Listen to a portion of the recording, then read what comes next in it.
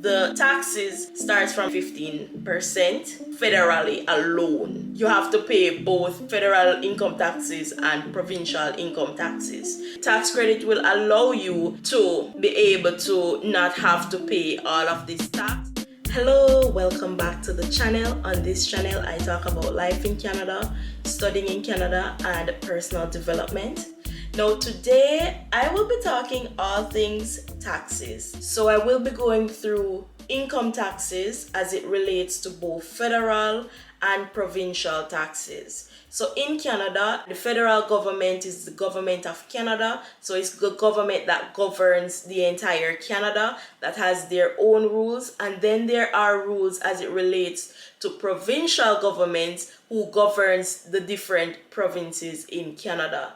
So for persons who are unaware, when it comes to Canada, Canada is broken down into provinces. And just to give you like a similar relation, in the United States is broken down into different states. Although you have the US, you have different states among US. So it's the same thing in Canada where you have the entire Canada, but each province is different and is significantly different as individual provinces. I will be also going into the next tax, that is goods and services tax, which is the tax that deals with everything that goes on everything that you purchase. If you purchase a car, purchase food, grocery, everything that you purchase, this is the income tax that goes on it. So it's goods and services tax. And in PEI, it is harmonized services tax, I believe. You can Google that and take a look, but it's HST tax that is here. If you haven't seen my video on 3 free monies in Canada, definitely check out that video because it will give you more of a baseline of where I'm coming from with this video, because in that video I mentioned taxes as well, and I told you how expensive income taxes is, and I gave you an example, and persons were interested in finding out, wait, how much really is the income taxes in Canada, because it sounds like it's a lot.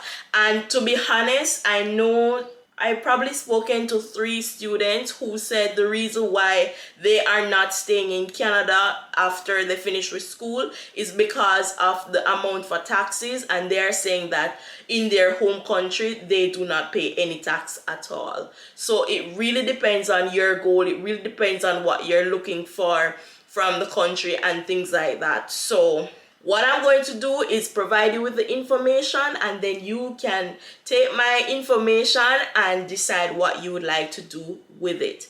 Now, when it comes to coming to Canada, you have to decide on a province. I'm definitely going to do videos where I break down the different provinces and talk about how they differ, because they really do differ. Like British Columbia, I heard was actually like the warmest province in entire Canada. Like they mostly have a rain, and usually when the rain falls, the temperature usually goes up instead of down. That's just how things vary. Like Alberta is a bit more cold than PEI Ontario. As I said, it really varies from province to province, so that's something that I'll go in details with, just to break down the different provinces, because they are very different. But in this video, what we'll be talking about is the 3 different taxes that you will have to pay while you are in Canada. In the video where I spoke about 3 free monies, that will be a video where you will get to hear about the tax credit. The tax credit will allow you to be able to not have to pay all of this tax. And yes, after a while, you might not have any tax credit after a while. So that is why I take advantage of it when you can get it. And then afterwards, you have to deal with these taxes head on.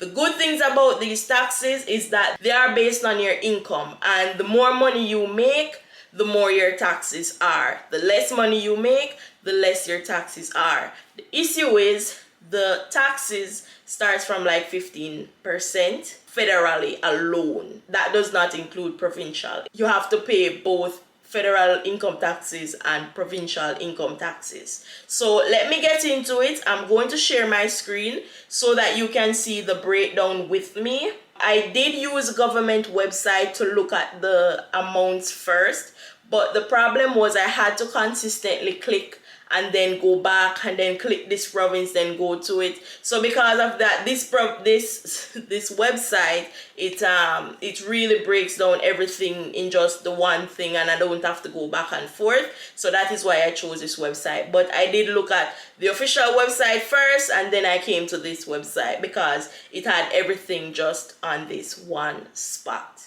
All right, so let's get into the screen share. So what I have on the screen here are the federal tax rates. So these are the amounts that was the amounts in 2021.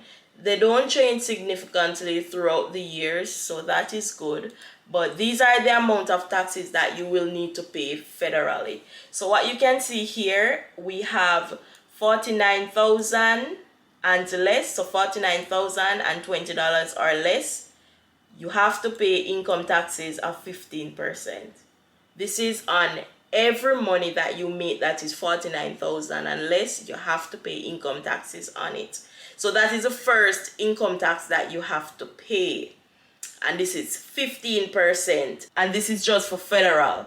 When you have paid the federal, which is Government of Canada, then you have to add the provincial tax on top of it. Now, something that I need to also mention is that this is not to demotivate you or tell you not to come to Canada or anything like that. Everything that I teach is to allow you to be more informed and allow you to make more informed decisions instead of making a decision without knowing the full information.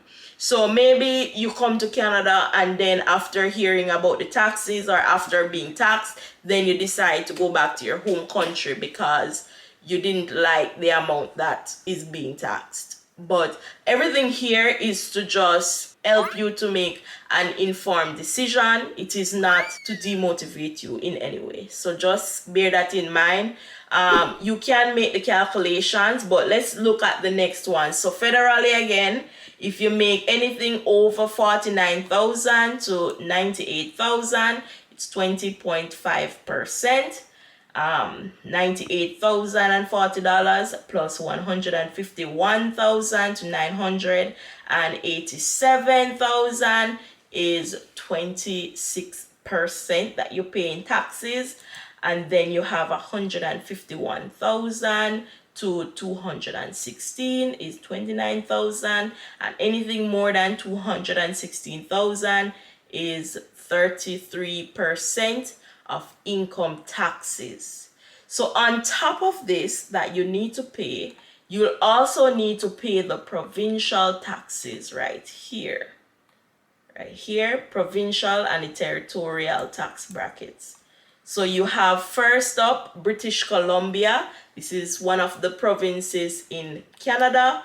This province, the capital city is Vancouver. That is where most people live. If you consider going to British Columbia, you can in fact decide to go to different places in British Columbia, but the biggest city there is Vancouver, which I heard is very expensive. So for British Columbia, once you make your first $42,184, then you will be taxed 5.0%, which is actually one of the lowest provincial taxes in the country. So that's on your first 42,000. Then once you've made another 42,000 or anything more than 42,000 that you make in a year, by the way, so this is in a year income. Once you've made over $42,184, then that is when you go into the second tax bracket. Now how it works is if you were to make $45,000, then what they do is for the first 42,000 into that money that you earned, it would be taxed to 5.0%. But then once you've gone over with that additional almost $3,000 right there, then you go into the second tax bracket where that next $3,000 would be taxed 7.7%. So that's how the taxes work. And as you can see, as you make more money, the more money you add on top of that money, then the more taxes you will need to pay. And it goes all the way up to anything over 222,000 per year. Now, as a student coming to Canada, what you'll be earning is, and again, minimum wage is also different from province to province, but currently the highest minimum wage is 16.65%, and that is in Ontario. Maybe British Columbia. Let's see what British Columbia's minimum wage is right now, because the minimum wage did change due to inflation and it increased. So British Columbia's minimum wage is 16.75, and here are some of the minimum wage. So British Columbia, as of June 1st, is 16.75. That is the minimum wage there. Let's see Ontario, what their minimum wage is in October. So Ontario's minimum wage is lower, but you can see where PEI's minimum wage is actually becoming more competitive. The provinces has actually increased, because Prince Edward Island's PEI's minimum wage was actually significantly lower than Ontario minimum wage previously, but in recent times, since inflation, they did significantly increase the minimum wage over a 1 year period or a year and a half period. So now they are very competitive with the bigger cities and the bigger provinces. So British Columbia is one of the biggest, most popular provinces, along with Ontario. You can see Quebec's minimum wage is 14.25. So I would say PEI is actually very competitive right now. You can see Saskatchewan is very low, it's $13. Yukon is 16.77. That's a territory, not a province, and it's the coldest province ever. And Nunavut is also extremely cold as well. All right, let's go. And as you can see, this is from the Government of Canada's website. All right, so this is for British Columbia. If you go to Alberta, your first $131,000 is taxed by 10%. So this actually looks pretty good, because here the first 42 is 5.6. But as we go down, you will see how the taxes really differ. But these are Alberta taxes, and I explained already how this works with this next part, because this was very confusing for me, and I'm sure you guys are looking at it and know that this looks very confusing. Like, what do they mean, the next 26,000? So it's anything after 131,000 is going to be the 12%, and they only tax that portion separately. So yeah, it does sound very complicated. So Alberta is also one of the lower income taxes. So British Columbia, Alberta are both one of the lowest tax brackets. Now look at this one. Saskatchewan is 10% for the first 45,000, and you can see, like, up here for the first 42,000 it was 5% for British Columbia. So they are doing very good. And then Manitoba is 10% on the first 33. Kind of the same thing, where these are very high. And just make a note that these provincial tax brackets would actually be added to what you have here. So if you were to make anything less than 49,000, and for every international student, you are going to earn less than 49,000 for the year. If you were curious, let's just go back here and let me show you. So if your minimum wage was, since so many people go to Ontario, let's do you guys. Let's do this one in October, 1655 multiplied by, let's say that you worked for 40 hours. They actually only play you for 37.5, and you get a 30-minute break in most organizations here. I know that in your country it's mostly 1 hour break, but here it's 30 minutes break that you get in many companies.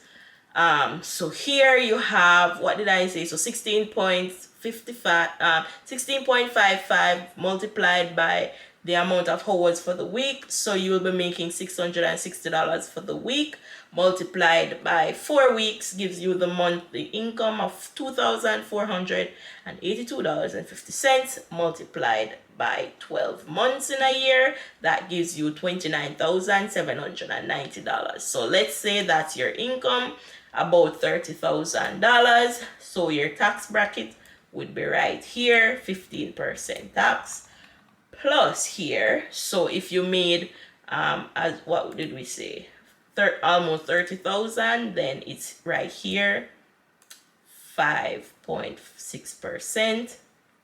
But let's say after you finish this, then you decide that you are going to get a high skill job and get a lot of money, like you want to become a doctor or something like that. Just make note of how much money a doctor makes, and then that will give you an idea of how much taxes you will need to pay. Okay, so let's look at Newfoundland, and Labrador. So 8.7% on the first $38,000 that you make, 14.5% on the next 38,000, and you can see how it keeps going up and up. And the percent, you can see 8.7, 14.5, 15 point this. You can see that even the more money you make, the more taxes you pay. Here with Nova Scotia, it's 8.79 for the first 29,000. For the next amount of money that you make, adding up to 29,590, it is 14.95%, and you see how it keeps adding up. So for an example, let's say you decide that you are going to move to Alberta, just a random example, and you make this amount of money, $29,000. And so if you make 29, so you're going to make 29,790, and this would be this tax bracket. So 10% of this is what you'll be paying, along with this money here, which is 15. So you say 15 plus 10% is actually 25% of your income that goes to income taxes. So 25% of your income, so $7,447.50 would go directly into taxes. And if you were to divide this to find out how much money each month you will be paying on taxes, it would come to $620 per month that you pay on taxes. And you usually get paid bi-weekly in Canada, so you divide that by 2. You will see that every single paycheck being deducted is $310. So yeah, as I was saying, income tax is extremely expensive in Canada. So just make a note of that. So here you can grab and know it's $7,447, which is why once you become a student, and let's say you came to Canada and you pay tuition of $15,000. Let's say you come to Alberta and you study for 2 years for $15,000 multiplied by 2, it would be $30,000. So with this tuition of $30,000, what they would do with it is they give you that as tax credit, and then they subtract your previous money here, which was $7,447 in a year. They would subtract that from this money, $30,000, and then the amount that is left is what you will have for yourself to continue to get deducted. And then you can see how many years you can deduct taxes. So as I said, taxes is going to be very, very expensive. But at the same time, if you're a low income earner, there are different benefits that you can get. Because they take so much taxes from you, they actually give you a lot of benefits if you're a low income earner. If you're a high income earner, then you're on your own. So if you are a low income earner, there are different benefits that you get, which includes child benefit, where they give you a certain amount of money to cover your expenses for your kid. So whether you have to spend money on childcare, just to buy diapers, or to buy feeding, or anything that you want to buy, or if it's an older child, is up until the child is 18 years old, they give you benefit in that regards. There are also other benefits that they provide, which is good. So that is how they're able to provide these benefits to people who do not have the money, is because they take so much taxes for you. I don't know why I keep saying so many taxes. That is why they take so much taxes from you. So if you are a low income earner, these are things that you can take advantage of. You also get considered for other things. As an international student, there is a lot that you are still qualified for, but there are limitations. So that is why if you decide to become a permanent resident of Canada, then that would be beneficial for you. But overall, there are many benefits. You can go to the food bank and get things completely free. You can also go to like free stores and get free things. You can get free furniture and things like that. There are also many people here that actually have money. It is a first world country, so because of that, many people here have high paying jobs, and they switch out furnitures and things like that. And when they switch out their furnitures, they usually take that furniture and bring it to, like, what are they called, thrift stores and things like that. And yes, these things are previously owned, previously used, but it depends on your comfort in that regard. But if you are interested in things like that, it is available to you. This is when you are a permanent resident. I mean, you still get access to it as an international student, but I don't see where an international student would need furniture. The only thing that you'd need is like a bed, and usually international students would take an apartment that is already furnished for the most part. Yes, some people do get unfurnished apartments, but for the most part, most people would get their apartment furnished. Persons also source things on like Facebook Marketplace, again, all used stuff. So just things to keep in mind. The tax is extremely expensive. Oh, I was actually wrapping up the video, but I just remembered that I did not show you. So let me just scroll here and you can just like look at everything else. So you can see PEI, which is where I'm at. The tax is 9.8% on the first 31,000. So I pay 9.8%, plus I pay the 15% here, and that is the total amount that I'm taxed every single year. And then this amount is subtracted from my tax credit from my tuition payments, which is why currently I don't pay taxes. But long term, when I'm to add this 9.8% along with the 15 above, then it's gonna be extremely expensive. And you can just look at this. I could actually just leave a link of this website below so you can see it for yourself. And then let me show you. Oh, so these are the benefits that this website is mentioning. So this is a good website to learn more about it. So these are just ways to bring down your taxes.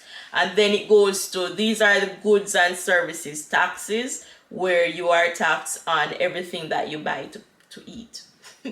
So there are provincial taxes only here, where you would pay at British Columbia, they pay a total of 12%, Alberta 5%. The way that I check to make sure this is accurate is to check Prince Edward Island, which I know in person how much it is, and it is in fact 15%. New Brunswick is the same as here. Newfoundland, same as here. You can see that PEI, all the Atlantic provinces has the highest tax bracket. But let me just chat for a little bit to let you know why PEI and the Atlantic region has higher taxes. So the reason why persons in Atlantic region has higher taxes is because in the Atlantic region, it doesn't have a huge population. So because of that, they don't have enough people to spread the taxes across. So because of that, we end up paying a way higher amount compared to places like Alberta that has more people. And also because the other places has other sources of income, so they don't have to depend solely on the people of the province. So that is why the taxes, as you can see, the taxes in the Atlantic is so high. It's 15% all around. And that is also why when persons say that it is cheaper in PEI or it's cheaper in the Atlantic region, that is not true. Because even though it is cheaper to buy a house and cheaper to rent here, it is more expensive in terms of the money that you get to actually buy those places. It's significantly being taxed. Basically, you won't have the money to pay the rent anyways. So yeah, anyway, it is very high, and that's just something that I want you to be aware of. And it seems as if persons already have heard a little bit about the taxes, which is why I get so many questions on it. So that's for the taxes if you were interested. I hope this was helpful. I hope this does not deter you from coming to Canada. It is just something to be aware of, and yes, you can decide which province you would move to just based on the amount of taxes if you want to. That's an option. You also have to think about all the advantage and disadvantages of the other provinces as well, and just decide on what you want. Make your decisions based on exactly what you want as a person, and don't think about what other people are telling you is the best places to go. You decide based on all the information that you have given. So that is why it's important to follow my YouTube channel, follow anybody else's YouTube channel that you already follow wherever you can get more information about living in Canada, because information is power, knowledge is power. So once you have that information, you can make your own informed decisions and not make decisions based on what persons tell you. Because I've heard persons who come to PEI and they literally say the reason why they came here is because they heard that XYZ. They did not check to make sure that any of this information is true. And one of the biggest things about Canada and Canadian immigration is that there are a lot of opinions that are shared, and they actually share their opinions as if it's a fact. So what they do is that they gather a certain conclusion from what they've heard, and then they share that as if that's the fact, and then you just have a lot of misinformation that goes around about immigration. And it's very sad, to be honest. Like the amount of things that I've heard that is not true, and I've proven that they are not true.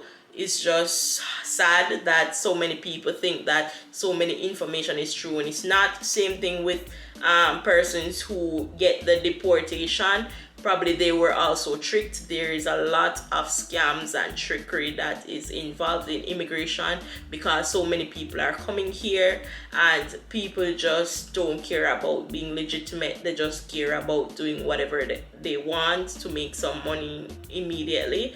And it's just sad in general. But yeah, I hope you enjoyed the video. I hope that it has opened your eyes to what the taxes are in Canada, and if you had your suspicions, now you have a concrete confirmation of what the taxes are, and you get a full explanation of how it all works with provincial versus federal and all those things. Thank you so much for watching the video, and I will see you in the next one. Bye.